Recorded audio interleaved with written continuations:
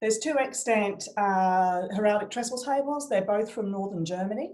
They both have 4 boards connected with hinges that allow the tables to fold. Okay, next screen, thanks.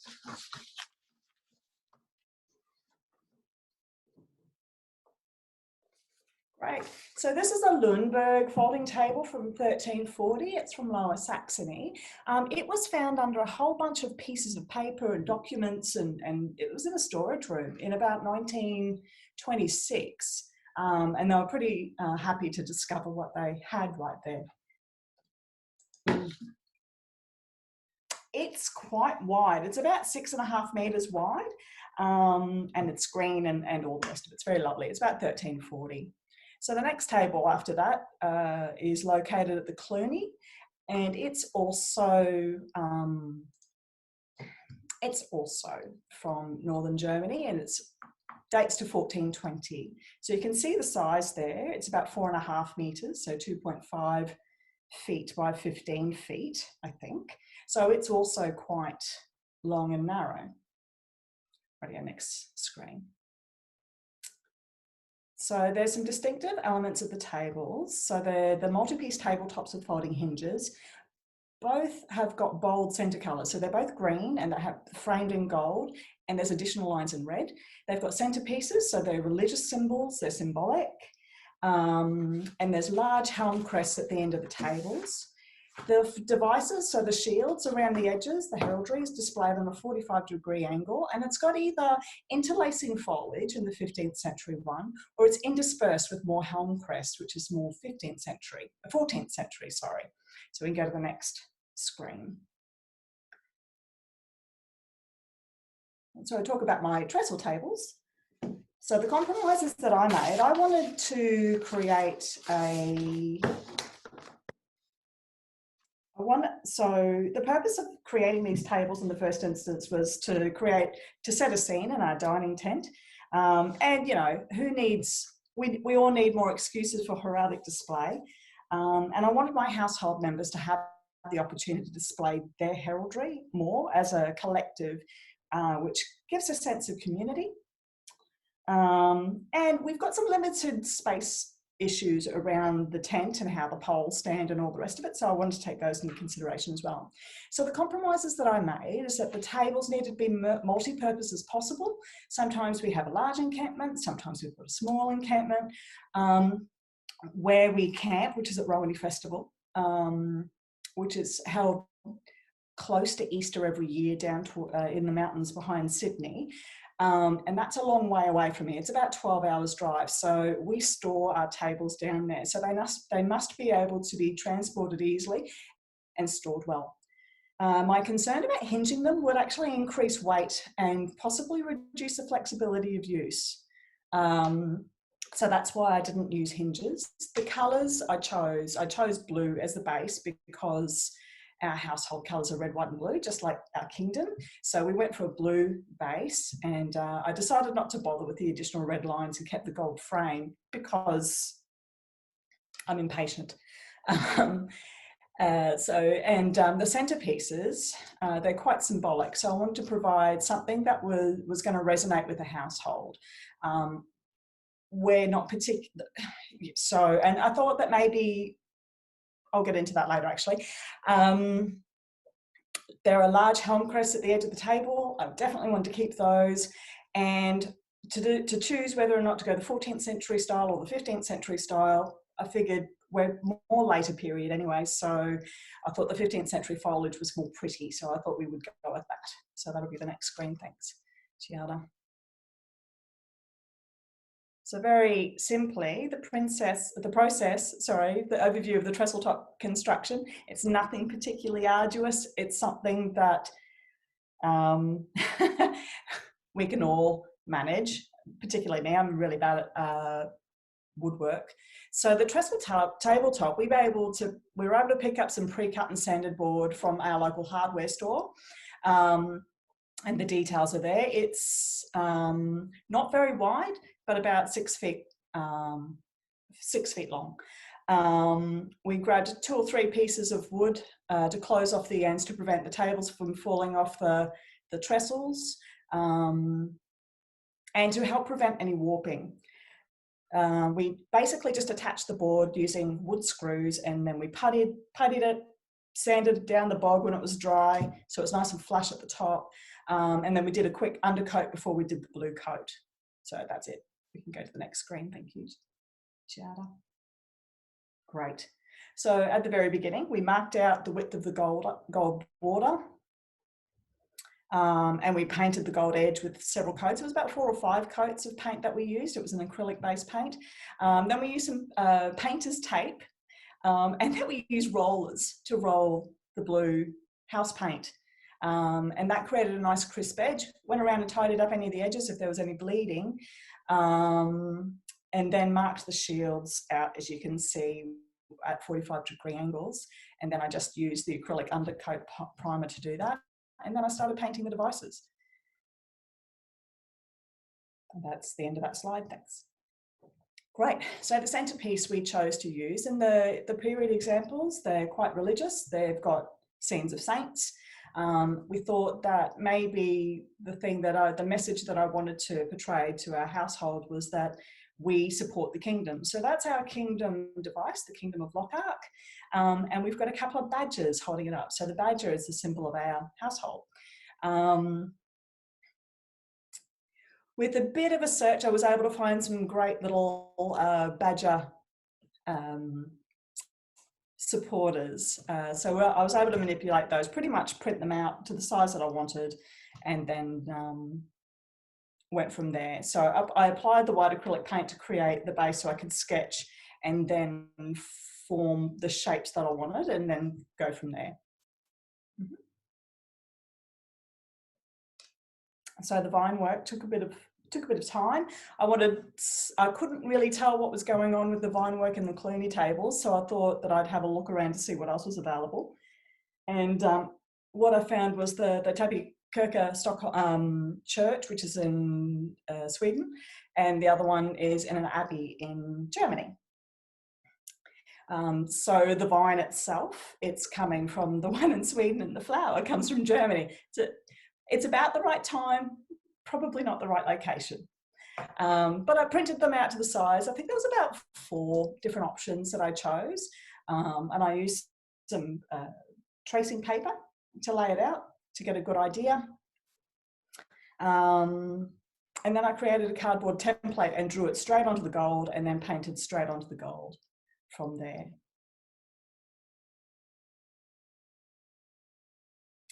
So Helm crests on the edge of the tables. I didn't bother putting a gold edge on them because I didn't know what order I wanted the tables to sit in. So I just allowed them to not have a border on the vertical side, I suppose. I used a quadrifoil to break up the empty space because the proportions aren't the same as the one in the Cluny. It actually impacts on the design, and I found that there was too much empty space. So I whacked in a quadrifoil there. Cheers. I whacked in a quadrifoil right there, and I thought that it would need something later on. And then with the Helm crests, I was able to find book plates from Baron von Schleibler-Donhoven from southern Germany around about the same time. So I thought that on the Helm crests on the edge of the tables that we would put sort of symbols, the devices of the awards that we have in Lochac, the ones that we wanted to, kind of aspire to, I suppose. So next one, thanks. So you can see there's a laurel. So we've got a peacock, a peacock for the laurel. Okay, next one, thanks. Oh, no, I think, have we gone too far? We may not have. Oh. Crests. Oh, okay, rightio. Ceiling. So after I'd done all the painting,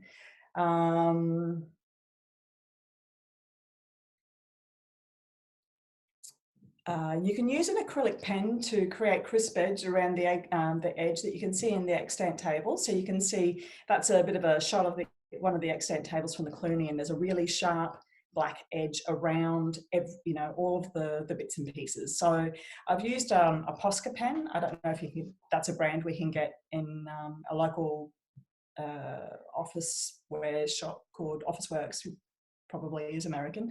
So I was able to pick to do all the edges up to make sure that they're all consistent. Then you need to clean the tables down from all the dust and dirt acquired, because each table takes about 40 odd, if you're quick, 40 odd hours of painting. And so there's a lot of dust that accumulates during that time. You need to check the edges around the side of the table to make sure that you haven't got any leakage of gold or you haven't spilt anything down the side. So just quickly running a bit of your base paint around the edge there just to tidy it up. We sprayed craft lacquer and allowed it to set. So we did 2 layers of that. And that's because the final lacquer layer, you don't want to use a brush and then smear the paint as you put the lacquer on. We used a water-based non-yellowing floor lacquer. Sorry, it's actually a furniture lacquer anyway. And then we applied it to the top, and then we allowed it to set. We flipped it over, did the base, and then flipped it over and did another coat on the top, allowing it to set in between each one. So next slide, please.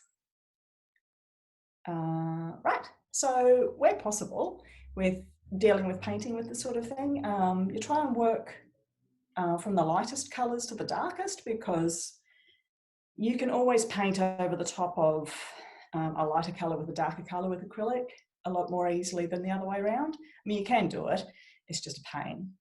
You just have to put additional layers of paint. Some paints require more layers than others. So you will be doing 2 or so coats of paint at least for each of these. Green takes a lot more layers of paint. And I don't know why. Black doesn't tend to need much more than 1 layer of paint. Sometimes you might need to do a second layer. So I've got an example here where I've painted over the top of my background. So what I've done is I've done the shield in red, and then I've done a gold band. Then I've done the blue, and that's to ensure that there's a crispness. So I'm not having to, less layering, I suppose. So the less layering you do, the more crisp it will end up at the end. I found that Q-tips are really helpful when you're cleaning up a mistake, if you accidentally smear something, so that was good. Paper towel, cotton wool buds, or cotton wool itself. Using quality paint and brushes is really important because it will save you time and give you a better finish. Always take care of your brushes. If you are going to use a varnish at the end, a lacquer at the end, you need to look at the compounds of the chemicals that you're using. So acrylic or water-based stuff will often make the oils bubble, like an oil-based lacquer bubbles. So we went with water and water. Yeah, and that's the end of that slide. Thank you. So here we go. Here's a look at the royal table that we did. We've got the devices of all the baronies, because around the edges, all the baronies of Lochac. We've got, and I'll just go to the next slide, and it will show you what they all mean. So we've got the Lochac Order of Grace on the left-hand side. We've got a baronial coronet on there. We've got the Order of the Rowan, which was the first courtesy award that we had for Lochac, and that symbol is really important, and you'll see that through all of our tables, because one of the things that we want to ensure that's foremost in our mind is about courtesy. On the right-hand side, the Helm crest has got a wreath of rosemary around it, and that's worn by all reigning royalty of Lochac when they win crowns. So as early as our prince and princesses through to our current kings and queens, they wear rosemary as soon as they've won crown tournament. And the badge that's on the right-hand side is a token from the Order of the Rose and the Coronaria. The Coronaria are the order for our prince and princesses of Lochac. And we come together as a group always. So we've used a combination of the red and white flowers, which is the same flower used throughout the entire table to represent that group. So if we can go to the next slide. This is the Chivalry table. So we've got the Order of the Red Ribbon, which is the grant level Marshal Award. On the right hand side, we have the Order of Chivalry. You can see on the outside, we've got devices of household members, Lochac badge and a household badge. Rightio, we've got the next slide. We'll have a look at the Order of the Laurel table. So on the left hand side, we have the Order of the Cockatrice. It's got peacock feathers. It's our Arts and Sciences grant level award. And then on the right hand side, we have a laurel wreath. Again, we've got household member devices, a rowan in the quadrifoils, and badges supporting the Lochac device. Next, please. Pelican table, same format. This is a very low res photo, and I don't appear to have the original, so I'll have to take another shot of this table when we get back down to Sydney. So we've got the Order of the Pegasus, which is a grant level service, Order of the Pelican on the right, and it's got the cap of maintenance and a 6-pointed star. The 6-pointed star is, we have a 6-pointed star in our Kingdom device, so that's why we've rolled that one through. And again, devices around other, you know, similar things as the other ones. And again, the next slide. And yeah, and so this is the Order of Defence. Again, we've got the Order of the Red Ribbon, which is the same martial award that you would get as a fencer on your, you know, if you were hoping to progress to becoming a member of the Order of Defence. And it's the same scenario. Thank you, Gomez. And so there's 2 more tables that I need to make. One will be based on our archery, I think, and I don't know what I'm going to do about the next one yet. So we'll go to the next slide, please. So what worked well is that it really sets a scene for our dining pavilion. It's an opportunity. It's an opportunity to showcase the heraldry of Lochac, their awards and symbols, which have meaning to our kingdom. It's an opportunity to showcase the heraldry of the member of our households, and having many tables and so it means that you can, you know, move them around and have them in any sort of arrangement. We also built little coffins for them to live in because they live down in Sydney in the shed, in the lockup. The next one, please. So what I would do differently is that I've used a softwood instead of a hardwood, and that makes them even more fragile to transport. And they will warp if you store them upright. I'd use a different lacquer because when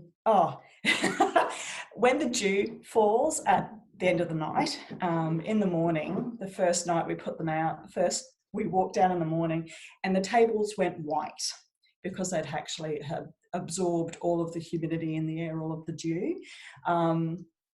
And that was a very disappointing sight to see after spending, you know, a couple of hundred hours worth of painting. Yeah, we use a standard kitchen table height. So your dining table, we use that height for our trestle tables, and they were made by a friend of mine who lives in Newcastle. So it's a standard height. That's what we're used to. And we also made some trestle tables for our kitchen table, and they're at tall man height because my husband's tall, as many members of our household are quite tall. So it's a lot more comfortable for tall men or tall people to be cutting things in the kitchen. And I want to encourage them to be in the kitchen as much as possible. So the other thing that we discovered by using that water-based paint lacquer was not only did it absorb the atmosphere and make everything turn white, fortunately that did dissipate by the end of the day. So it was, you know, and it's gotten better, a lot less apparent every year we've used them. If you have anything hot in a metal container and you put it on the table, it will permanently mark it. So that's something I would probably recommend that you look into a little bit more. Otherwise, you've got some other risk factors that you need to work around with dealing with people and putting stuff on the table. I would look at looking at using hinges. I've looked at the tables that have used hinges, and I've got hinge envy. they don't create that much more weight. And I think being able to fold them up and actually store them together would probably be very clever. I'd look at possibly not having them 6 foot long, but maybe 120. So 1.2 meters instead, or 1. Or whatever half of the 180 tables are, whatever that is. So if they folded up, I would still have the versatility, but I could have them folded up, and it stops it's a lot easier to have the tables lie straight or straight next to each other if they're hinged. And I would paint the devices last, like paint everything else and then paint the devices last, because they're the fiddliest things. You can get the other stuff on a lot more quickly, but those little devices take forever. And they're the ones that get the most dirty by the time you get to the end. So when you clean them, then you have to sometimes touch up what you've cleaned, and it turns into a bit of a mess. So yeah, next slide, please. Here's a list of materials that I used. I'm not going to read it out. You can either take a screenshot, or I can email you those details so you've got a bit of an idea of what they are. Yep, and the next one.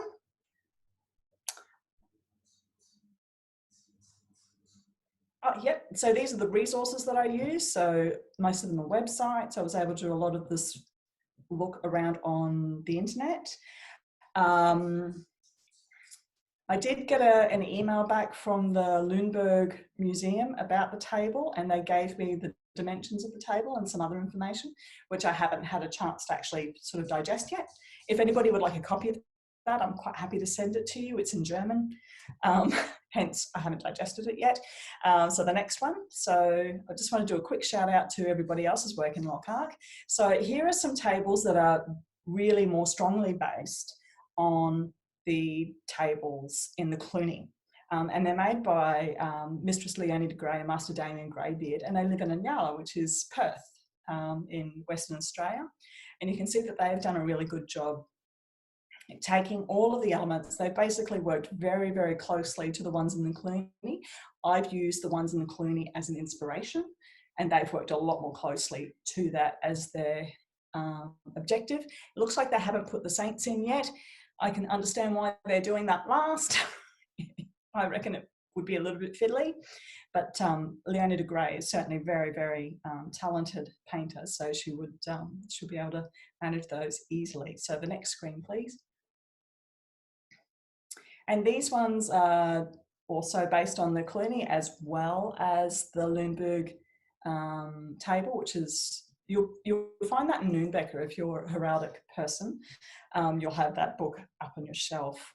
There's apparently a third one, but I haven't found, that's a rumour. So I haven't really found where that is yet. So I can't wait to see if that is true or not.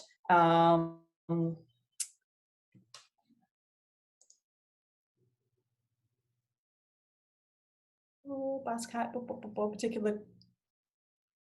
I think I've answered that. Yes, dining tape. Sorry, let's get rid of that. So Rowan sent a message saying that she had done green because it's her favourite colour, and it's also happened to be in the Extant table. She's in the process of doing the medallions, the scenes, the religious scenes, but it just really sets up, what I love about this table is it really sets a scene. So you can see that picture there of them all sort of just sitting around the table. It really is beautiful. It certainly, it creates a beautiful centerpiece for your tent. They fit in the trailer, so that's fantastic. Do you know anything else? Okay, so can you see the questions in the chat? Yep. So I've already spoken to the particular height. We just use dining table height. So do we know anything about the structure of the original tables? Yes, they are hinged. They are made by several planks. So if we scroll back up to the very top, to the very front, try the fourth screen. Yep. So I'll just move that out of the way. It's right in the center of the table. So you can see there's 4 tables there, and you can see that they're hinged. And you can see that the top right table sort of links in with the bottom left-hand table, and they sit as a very long table. Hello. The original tables have medieval trestles as well. No, I don't recall them actually having medieval trestles. They were on, they seem to be displayed on modern sort of museum stands. Okay, so they did not, they were not preserved. They get not that I've found, no. So the trestles that both Damien and Rowan have used in theirs, they've used other 15th century trestles to do that job. So they were able to find another example. From iconography or from archaeological finds? Real objects, if you know it? I don't know for sure. Okay, thank you. Yep. If I may ask you another thing, the tables are connected to specific to a specific person. Did they belong to a member of nobility or? Yeah. Okay. So the Lünebourg tables have. I think they should, because it's a German, so I haven't really quite got my head around it yet. They believe that it would have been located in a local castle. They believe it would have been owned by nobility. There's some particularly important heraldry along the edges there of very, very prominent nobles of that time. Okay, thank you. Yep, no worries. Katie says the Cluny tables have hinges on the edge of the table rather than on the face. And can we go to number 5, please, Giada? So so you can see the hinges there. Does that answer your question? So the hinges are in between yes. Guild, yes. So you can see that the hinges are sitting, well, I don't know if you can see, the resolution is very small, very low in this picture. The hinges are sitting in between the 2 heraldic, the Helm crests. You can see, yeah, that's right. So that's where the hinges are, and there, and also in the center as well. So that's how the hinges work. So they fold, they would concertina in, if that makes sense.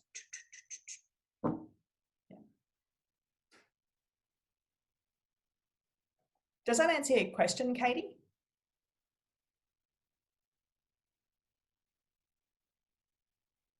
No. Yes, great. Okay, cool. Anybody else have questions?